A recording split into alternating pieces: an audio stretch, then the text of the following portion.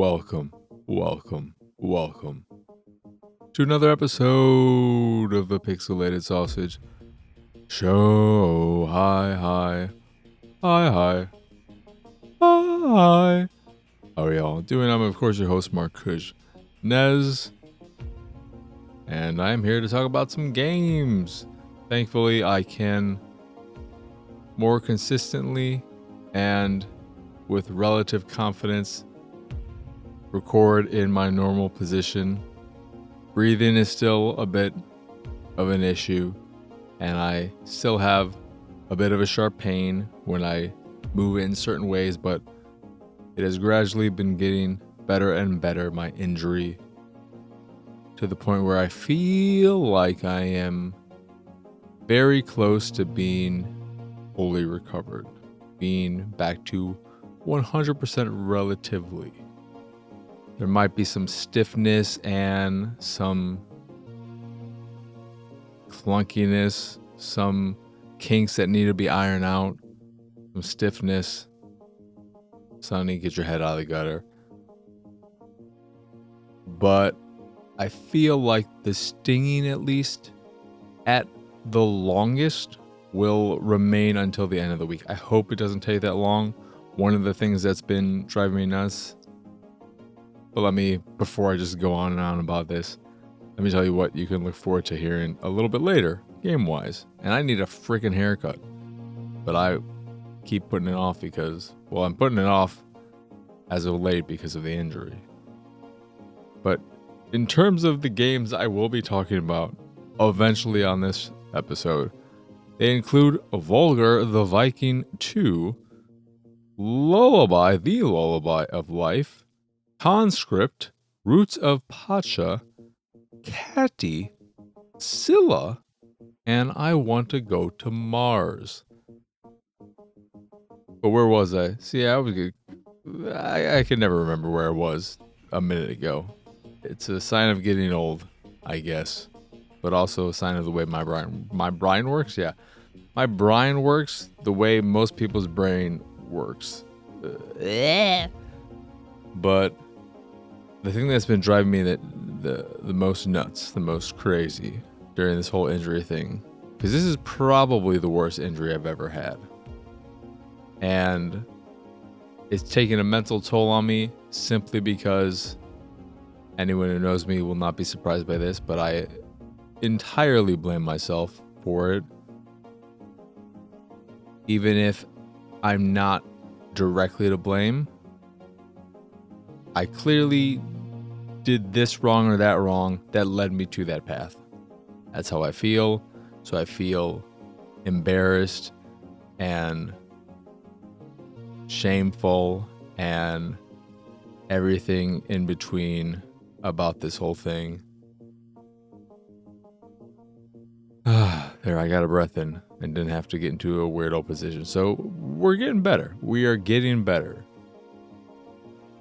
But the most frustrating thing for me is not being able to exercise, in extra large part because I was going at the exercise pretty intensely for a few months, and I decided, you know what, I want to take a month off. Not a month off. No, that's crazy. I'm going to take a week off, and then I'll get back to it. And then this happened the day before, and so I'm at over 2 weeks without exercise now, and I can't fucking stand it because I feel like I'm just turning into nothing. All my muscle, everything, it's just gone. What is the term for that? What is the term I'm trying to think of? And I know that I believe in the research I've done in the past when I looked at how long you could take a break for, how long you should take breaks for after extended periods, if you should rest and all of that jazz. I think 3 weeks is the common, it might be 2 to 3 weeks is the common period of time where you're not going to really lose much. And then maybe after that, you'll start to depreciate a bit, but it's still not going to be that drastic unless you are completely bed rest for months and months. atrophy, I think is the word I was thinking of, looking for in my head earlier. So I know that really, because I've had a point where I did take a significant amount of time off, probably in the 3-week range, because I was mentally exhausted and I needed the break. And it wasn't, I didn't become Captain America, Steve Rogers pre-super soldier serum, so I understand that's how it works, especially if you're someone who has been exercising for a very, very long time, and I mean years and years and years. You've been regularly exercising, which I've been doing since probably started exercising around 14, 13, 14, in that area. So I've been regularly exercising for about 25 years of my life. So, and I'm not somebody who's trying to get super bulky. I have body dysmorphia, not muscle dysmorphia. I don't need to look like Arnold or The Rock or anyone like that. But the desire to want to get back at it has been very tolling on me and frustrating. Can't even stretch. I could do certain stretches, I'm sure, but not being able to do the full routine makes the thought of doing some of it feel pointless, even though I know that doesn't make sense. And I'm curious about how some stretches, even when I feel relatively good to go back and start lifting weights again, will fare out. If it's going to take some time, specifically in those spaces, to iron out some of those kinks, because I'm a pretty flexible person and I can get into a not super splits position, but I can get pretty down there. And I don't know if I will be. I'm curious. I'm very curious. I've never had an injury like this before.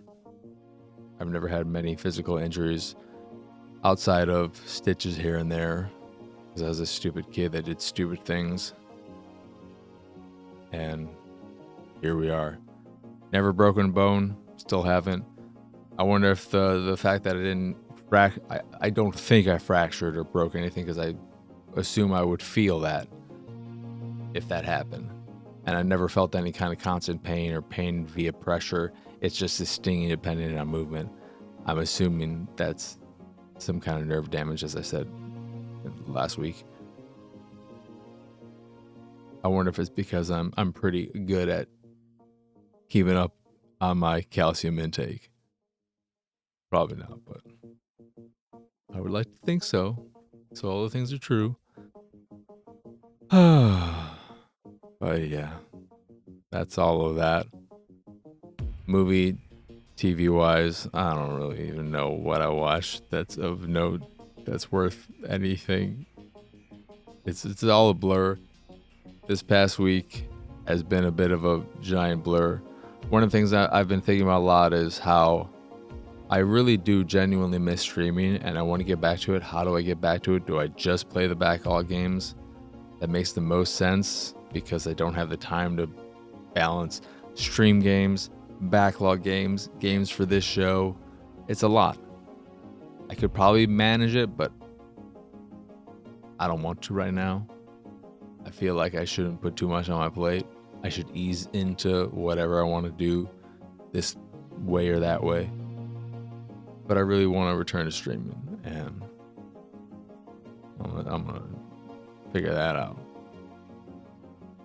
The next game, though, that I will most likely play is Kena Bridge of Spirits, which I'm very excited about. Maybe something else will pop in there, because if I want to stream backlog games, I don't know if I'm quite ready there, because I with the injury, I think maybe I want to wait until at least that's healed up. And in that case, do I look for another House of the Dead, something that'll be a one and done episode? Because Kina, I'm sure, is going to take me more than one episode to get through. I don't think it's a super short game, but I don't know. Anyway, what did I watch movie-wise? Should I check? If I have to check, is it really worth talking about? Ooh, that just reminded me as well. I started rewatching Jujutsu Kaisen because I want to catch up on it. But the first season I watched so long ago that I don't feel a strong grasp on what happened in it. And I really liked it, so I don't mind rewatching it. And I was thinking while I was laying in bed earlier, just trying to rest the injury, as you do. I'm maybe ready to bring back On Amazingly Baka. The thing is, I don't know still how I want to handle the show. Do I just want to do this is what I watched this week in anime, which would be, okay, here are some of the seasonal things and whatever show I'm catching up on or rewatching, and I'll just keep updating you. Do I want to do it that way? Would people be interested in that? Genuinely would like to hear some answers about that. Because in this case, it would be, okay, I'm talking about Jujutsu Kaisen and then just One Piece and My Hero are the two seasonal shows I'm currently watching. I did recently watch Kaiju number 8, which I really, really enjoyed. That could be something that I talk about one week. And so on and so forth. So thoughts on that would be appreciated. But let's just get on to what I've been playing. Hopefully I can recollect my thoughts well enough in this blurry week. That's included Volgarr the Viking II. So this is a pretty brutal and challenging action platformer where at your core, a 2D side-scrolling action platformer, pixel art looks okay. I'm not overly fond of the visuals of the game. The aesthetic is all right. The color palette is it's a kind of vomit-y color palette. All the hues they use are not super appealing. And then it's not even that they don't also give you that Viking vibe, because the Viking vibe is a bit misleading, as we believe it to be just dirty browns and browns and browns. But it's okay. But it is a brutal action platformer where at your core level, one hit will kill you. And if you die, you go back to the beginning of a level. Unlike the first game, there are checkpoints in this where you can just leave them as is, and then if you die, you will respawn there unless you lose all your lives, and then you have to use a continue and you start over from the beginning. However, it's like the Shovel Knight system, I believe, where if you destroy the checkpoint, you'll get some treasures. But I guess in a way I would recommend doing it, but I'm going to get to why I don't really like the game. But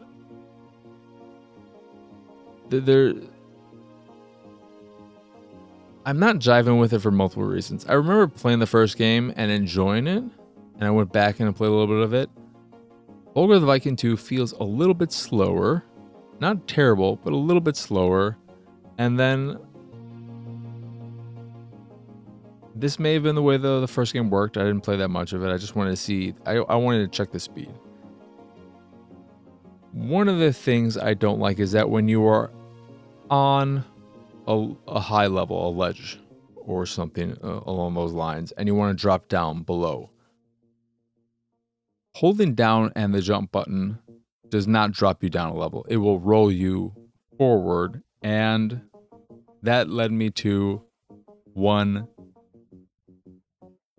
unexpected and disappointing death that threw me back to the beginning of a level. So that's a little bit of a frustrating design choice that it's not a huge deal. I wouldn't hold that against the game. But what I really don't like is that, so when you're facing off against enemies, the way the combat feels, because you can only attack forward or you crouch down and you attack, and it feels very much so like the Kung Fu game for NES, which is not a bad thing, and sometimes you'll have enemies coming from me at both sides. And it has the satisfying weight to it, and I really like the fact that you also have this spear, which I believe you can power up now even at your base level, which you couldn't in the first game. And you use the spear to attack enemies or also to create platforms for you if there's an area you have to reach that you can't do it with just your traditional double jump from the ground, which is a fun little mechanic. But what I really don't like about the combat is that you have a roll, and you use this roll to get behind an enemy. If they have a shield and you can't get through their defenses, you want to get behind them and attack them, you roll. What I don't like is that you don't have any iframes when you're rolling. So if an enemy attacks while you are essentially at the side of them mid-roll, they'll hit you and you'll die. Unless you, because the way you gain more hit points during a level is by collecting pieces of armor that are scattered in chests that you destroy and open up. Then you get some boots, you get some better armor, and so on and so forth. And then with each hit, you lose a piece of armor that also gives you a bit of a boon to your stats. So when you roll past someone, if they're attacking, you're going to take that damage. And I found that hard to get a grasp of. I don't like that. It is something you can get used to, of course. It adds challenge, yes. But I feel like there's something about the way the roll works and the fact that you are rolling to the side of someone essentially, because how else are you getting behind them? You're not rolling into them. There's something about the way that it works that makes me feel that it should give you iframes, that you should be invulnerable during that roll. And the fact that you aren't kind of annoys the crap out of me. And it makes me not really want to keep playing. There are also some weird, quirky animations. When you are hanging from a chain that is swinging to get across space, the way you're holding onto the chain, it looks like you're taking a shit. Why do you look that way? Why? There was a point where I was jumping between ropes and my character didn't grab the rope because I double jumped, and they just figured, because a double jump also works as an attack.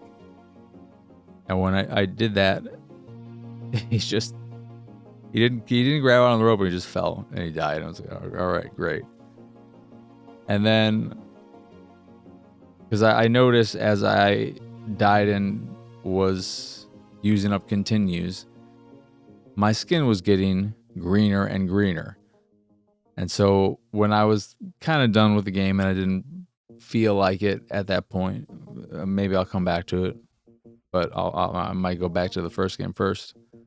Maybe that's what I should play for a Tap the Backlog. But if you die and use up enough continues, you turn into, I guess, you because you fight zombies, maybe you become a zombie. They don't really specify anything in this game. But no longer do you die from hits. You can take all the damage you want, you're not going to die. And that's kind of cool. But I kind of wish that was just an accessibility option and instead of a gameplay thing. Because if you get to that point and you don't want that, say you've made it through on your own with the challenge to the last level, and then you used up enough continues that you're now invulnerable, but you don't want to be invulnerable, you'd have to restart from the very beginning of the game. And that's a bit of a frustrating thing for some. I'm sure it will be. But yeah. I'm not overly fond of what I've played of it. The levels are longer than the first game, like quite a bit. The checkpoints are welcome because of that. If there were no checkpoints, it would be extra frustrating. Because this game very much is a bit of a memorization game of learning the layout, the enemy placements, where everything is, because there are instances where you can be caught off guard during your first run through a level. But it's okay. I just have my specific hangups because I am who I am. I'm sure the role is something that wouldn't be an issue for most people, but for me, it ends up being an issue. And not being able to drop down from ledge probably wouldn't matter to most people. There's probably not that many instances where you really need to. But I wanted to do it to pick up some treasure, and then I rolled into some spikes, and I was pissed off. But that is Volgarr the Viking II. Next, we have the Lullaby of Life. This is a game where you play as a particle, and you're going through the universe or something, and you are traversing it in this very, very beautiful, bright, colorful aesthetic. I love the look of this game a lot. But the gameplay got really repetitive and also started to become cumbersome as it went on, and more things were added to it. Because the way the game works is that you are a little particle moving around in this linear space, solving puzzles through timing-based music puzzles, essentially, where you can, with the press of a button, make a noise that will activate a switch or something along those lines, or open up a pathway. And as you're making your way further and further through the game, you are recruiting, quote unquote, recruiting companion particles who have their own attributed sound to them. And you'll have to use that sound as you are trying to solve these puzzles. You'll have a door that needs to be open that requires you to press to make 3 different sounds in order, and one will be from you, then one will be from one of your companions, and then the other companion. And in some cases, you'll have notes that are on 2 different sides, and so you have to play a sound on one part of an environment, then move over to a thing where there's a gap, and your sound will get through to the other side. So there's a bit of that action to it as well. And it is all fine, but never super exciting or particularly interesting or something you really had to think about. But what made the puzzles annoying eventually is that as I collected, I think, 4 particles at that point, switching between them, because your noise works off of one face button, and then I believe 2 of your companions work off 2 other face buttons, but then the other ones, to use them, or actually I think maybe the companions only work off 1 other button. And then to switch between them, you have to use the right analog stick to switch between them, which already made that whole thing a little bit more cumbersome than it needed to be, because I don't believe all the face buttons and triggers and bumpers are being used for other things. Maybe I'm remembering that wrong, but I feel like there's a lot of unused buttons. Maybe they eventually get used, but just assign all the sounds to different buttons and make it so that they're color coordinated and it'll all make sense. I know that doesn't work for triggers and bumpers if they add that many different sounds. But then use, it started getting cumbersome. But the thing that really turned me off and made me say, I'm good with this, is that I don't know if this is what was happening or what was going on. But seemingly, as I had all these companions for, some of them at times would just decide they don't want to cooperate until I switch over to another companion, play their sound, so that the person who's saying, no, I'm not going to listen to you, I'm not going to let you pick me or anything, you can't touch me until you play the sound of this other one, and then I'll be like, okay, I'm good for now. Yeah, I felt like I was watching a group of kids that just did not want to listen to me. And like, okay, well, every now and again I'm gonna have to give this one a Snickers bar, I'm gonna have to give this one a Butterfinger, this one needs some it was just I don't want to manage a bunch of fucking kids who don't want to listen. This felt like The Last Garden all over again, and I have some stupid Trico that just doesn't want to it just wants to do its own fucking thing. And that just, it's like, is this the way you make your puzzles challenging, the way you make your game challenging? To make it more and more cumbersome instead of making the puzzles interesting? That doesn't work for me. Which is disappointing because I really like the way the game looks. And I wish I enjoyed playing it more. That is the Lullaby of Life. Next we have Conscript, which I really, really like for the most part. This is a traditional old school type survival horror game with a really unique setting, which is the Battle of Verdun in World War I. And to my knowledge, no monsters or anything like that. It's just the horrors of war, which are true. And it has this really, really beautiful pixel art, bit of an isometric camera angle. And you are trying to find your brother, I believe, who's missing in action. And so you're just going through the trenches while explosions are going off, battles are happening, trying your best to survive with some gritty, in-your-face combat that I wish was a bit better. But I really like the vibe of it. I like the atmosphere. The story is interesting as it's being doled out so far. And I like the fact that it is this grounded story that has very inspired by Resident Evil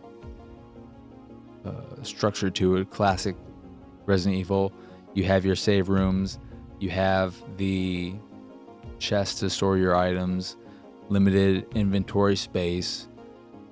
But the combat is where things get a little iffy. You have melee weapons and ranged weapons. And what I don't like about the ranged weapons, or not the ranged weapons, but the melee weapons, is that all the weapons work the same. You hold the left trigger to aim, and then I believe it's just the right trigger to attack. You do this with melee weapons as well. So you can't just move around the environment and attack with the right trigger if you have a melee weapon equipped. You have to lock in place and then hold the left trigger to get yourself ready to swing, and then aim with whichever analog stick it was in the direction that an enemy is coming at you. And then you swing. You press the right trigger to swing. And that does not feel good with a melee weapon. That feels very weird.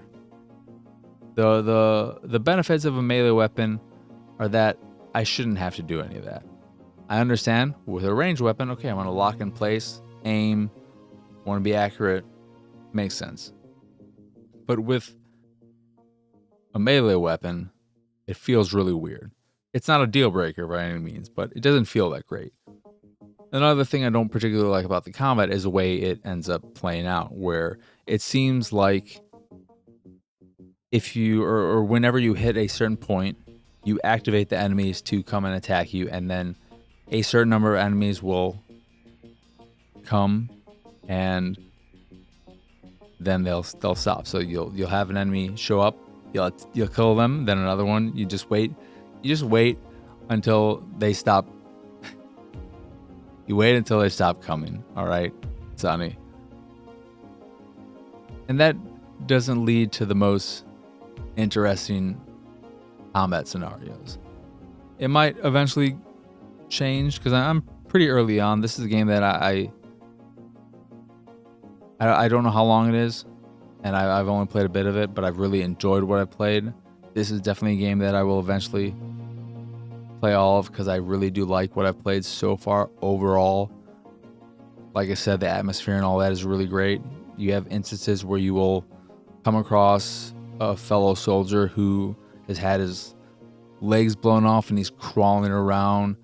And when you show up, he crawls towards you. If you walk past him, he'll turn around and start crawling towards you until he'll eventually die. And that is a gruesome sight, even with its super stylized pixel art, which again looks great. I was a bit taken aback when I loaded this game up and I saw how pretty it is. It is a very, very good looking game. But you have these sites that are gruesome, and they do work and they come across despite the stylization of the art. There are times where you're going through the trenches and then a big explosion happens that is really just there to close off a pathway and force you to go the long way. But even it's for a survival horror game, it's not super duper scary. Don't go into this if you want something that is going to really scare you, because it's not that kind of horror. It's more about just that atmosphere and a bit of that tension. But I'm super intrigued by it. I like that it is taking the survival horror structure and all of that and putting it into a somewhat unique environment, but more so the fact that it is not incorporating. I hope to God it doesn't. I hope to God it stays grounded and there aren't any supernatural or monster elements, because a game that was similar like this that came out in terms of setting was, I think it was an Amnesia game. Maybe it wasn't. Maybe it was just called The Bunker. But I remember playing a bit of that, and I mean, the fucking monsters in it. It's like there was something in the fucking vents, and I don't. You don't need that. You don't need to put monsters and all that kind of shit in all your things. There are a lot of horrific things about the world as it is. Like Subnautica. That might I haven't played that much of it, but I'm curious how that plays with the underwater aspect of it. Because it's scary down there. It gets scary. It's dark and scary. You don't need to create monsters in it, but maybe they do. But whatever. That's CONSCRIPT. Definitely check it out if you're a fan of survival horror games, and if any of that sounded interesting. Look it over. Check out some screenshots to see how good it looks. I would recommend giving it a go. Next, we have Roots of Pacha, which I also really, really, really, really like. This is Stardew Valley, and we've seen many farming sims that are just Stardew Valley, except this actually feels different enough to be something that if I were, because I do want to go back and play all of Stardew Valley, because I played a lot of it, but it's been patched to hell. There's so much additional content. I don't even know what the game is at this point. And I would like to go back to that. And there are so many games that are so close to Stardew Valley that I wouldn't see a point in playing them, at least soon after Stardew Valley, because they're only different in the characters, and yes, the area would be different, but even setting wise it would feel the same. Roots of Pacha takes all that farming sim stuff and throws it into the Stone Age, and that simple change in setting does a lot to make the game feel like its own thing and feel unique, and I love it for that. There's a huge cast of characters right off the bat. I don't know if there are additional ones because there are a bunch of environments, parts of the world, the map that I have not opened up yet. I hope there are more characters because I'm pretty sure you can romance characters, but the majority of them in my village are already spoken for, and I don't know if I can try and get into a relationship with any of them. But I'm not a home wrecker. I'm not going to, even though I met someone and I thought, oh man, I like you, but you're in a relationship with this. Fuck. Well, that sucks. I don't mind the fact that you have a bunch of kids. That's fine with me. Because this is the game and I don't care about kids. If it's real life, I'd be like, But just the fact that it's in the Stone Age does give it a lot of its own flavor. It looks great. It's got some really nice pixel art. It's not quite top-down 2D art. It does come at a bit of an angle and it looks great.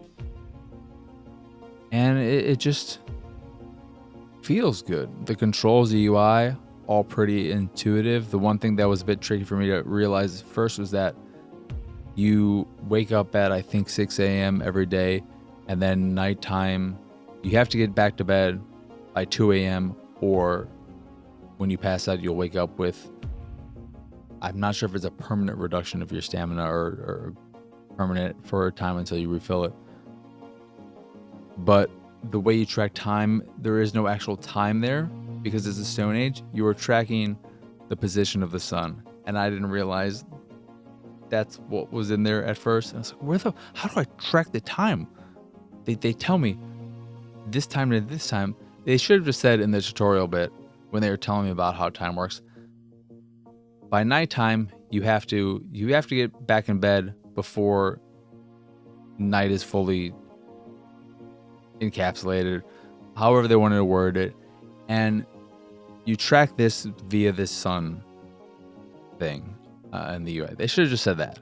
Don't tell me about times that we know in our current time, the way we know and understand time. Don't explain it to me that way when in the game it doesn't work that way. All right, just don't do that.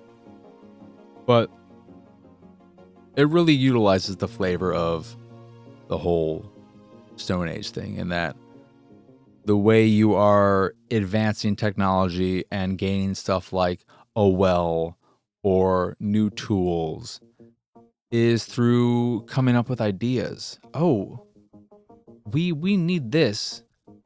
What there's got to be a better way to do this, through performing actions and realizing that things should be simpler, more streamlined. You'll come up with an idea, and then you talk to this crafts person or this person, and then you'll unlock an idea for a well, or so on and so forth. So I like the way that system works.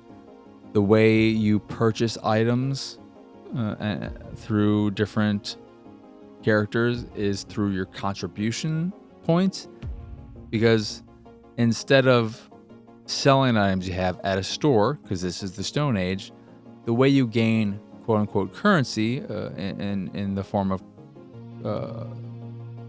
I just think I hate myself. Contributions is by contributing to the tribe, to the group, via this giant pot. Every day you put in whatever you can. There's no limit. There's no minimum you have to put in. No max, and you give what you can to the group, and everyone puts in their share, however much they can manage. And at the end of every day, it's counted up. It counts towards the advancement of your group overall, but also whatever you throw in, you have that contribution, those contribution points that you can use to purchase new items that'll help you go about farming and all of that. There's an animal system where you very early on get a flute that allows you to work towards befriending animals. The large ones you can keep outside of your farm, and then the smaller ones you can let them come into your house and be your little pets. It's all very cute, very lovely, very Stardew Valley-ish, very farming sim.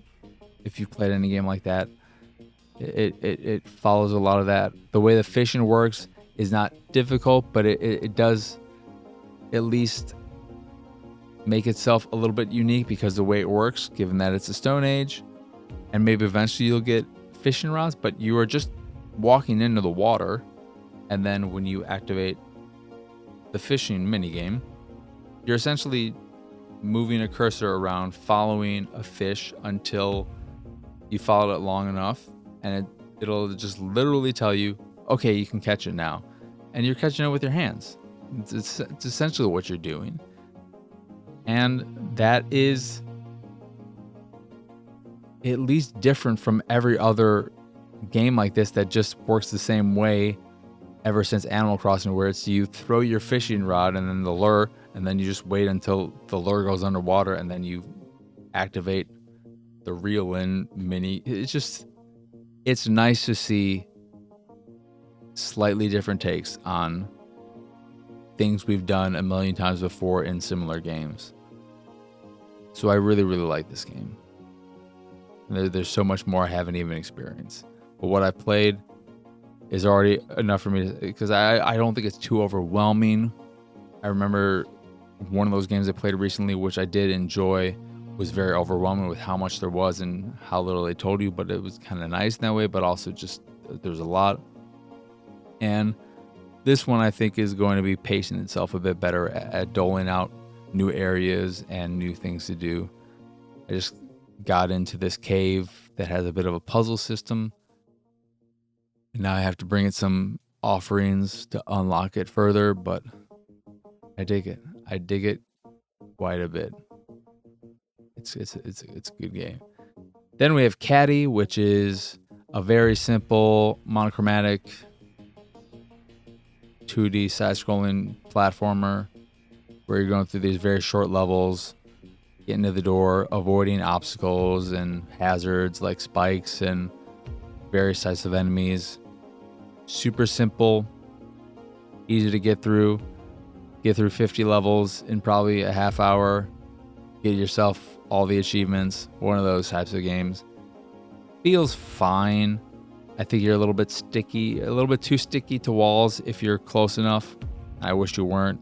But other than that, it's fine. I like the music maybe the most in that it feels somewhat Metroid-y. But the game itself it does its job. It's not super challenging. You get through it relatively quick. And so really I would say it's for the achievement or trophy hunter, which isn't particularly surprising because it's an East Asia soft game. But it's fine. Then Cilla is a horizontal scrolling shmup that is maybe the most boring shmup I've ever played. Doesn't look great, and then all the game. I've played through 4 levels now. There are 5 levels total. Works off a star rating system. But in the first 4 levels, I have not fought a single boss.